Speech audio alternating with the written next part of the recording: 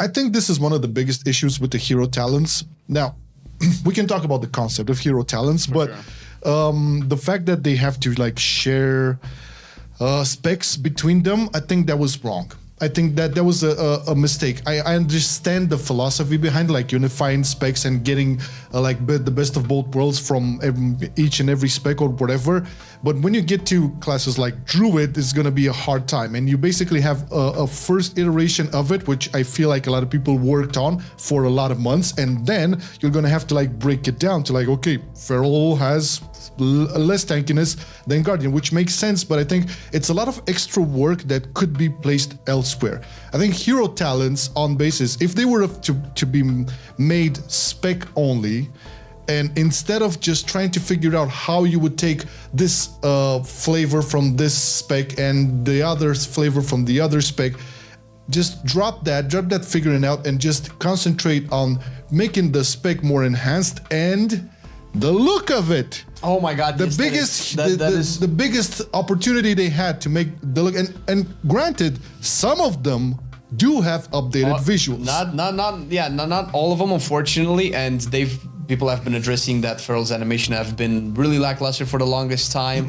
The sound effects also and similar for Bear, they're very basic, very vanilla, and Druid of the Claw doesn't do that anyway. However, a side note to this, I did notice today that they've updated Windwalker animations for Shadowpan, where now you have like some little swipes going around, which are no way, and they look really cool. Because I was like, I didn't know what was going on. I was like, is this a Windwalker monk? And that just brings a little bit of a hope that they might add this for more specs.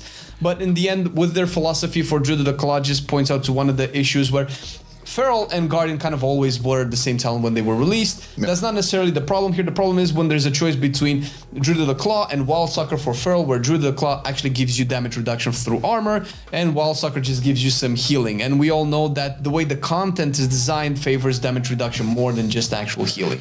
Yeah. So that's the issue there. Yeah, I totally agree, but I'm not going to drop this one for now because, again, the fact that some of the specs for some of the hero talents got like animation updates and whatever, why didn't they go this route? Why do you believe they still went on for the more systematic, pointy, theory crafty route and not go all in for the pure cosmetic stuff? Now, getting power is great. Don't get me wrong. All right, so that's always fine. And I think still be you still have to gain some power because that's how WoW kind of plays, right? Each and every expansion.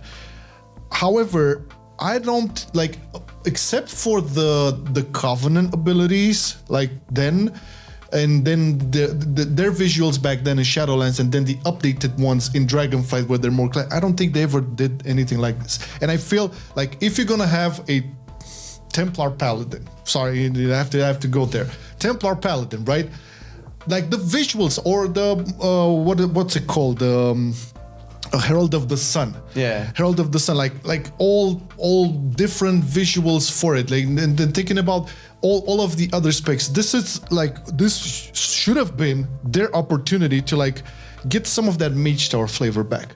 But that's true. And what's kind of frustrating a little bit is that they did do this. They did it in BFA with the Essences animations. If you remember, if you got Crystal Masters, you could upgrade the animation of the Essence and it looked badass. So they're no strangers to having multiple animations for the same spell effect being added into the database. Sure, it would be a Herculean task to add this. Herculean? Is this Greece? Are you from Creta? For what is 30, 60 hero talents, however many we have, it would probably be a lot, but I mean, we know how much people love cosmetics. But on the spectrum of just hero talents, right? If they were just to drop this whole, let's complicate it, let's take from that spec and make this whatever it is, and just have 2, 3, 4 passive nodes and some active abilities, and on based on that, if like the title is something, Templar Paladin or Fatebound Rogue, but I don't know, update the vision, make unique visuals for that, because I do feel they want to tie in this identity of, I am a Druid of the Claw Feral, right? I'm not the Wildstalker Feral. So the identity option is there. They want that. The incentive is there. They want you to feel as something else when you go into these different hero talents. Why the hell not put in like the visuals to actually like get that visual feedback? Because this is the thing, I think like for the biggest part, they're focusing on the feedback based on numbers, not the It's immediate. easier to approach, I suppose, than something abstract as cosmetics and aesthetics. I agree. It's definitely easier to approach, but then again, we all know that the WoW art team is like killing it every time. And you for see, sure. you see like the Void Weaver, discipline Yeah, priest. everybody's talking about it, yeah, man. that animation is great. They managed to do that for that specific thing there. You mentioned the Windwalker monk, whatever strikes thing. The flurry strikes, yeah, The yeah. flurry strikes. So it's there.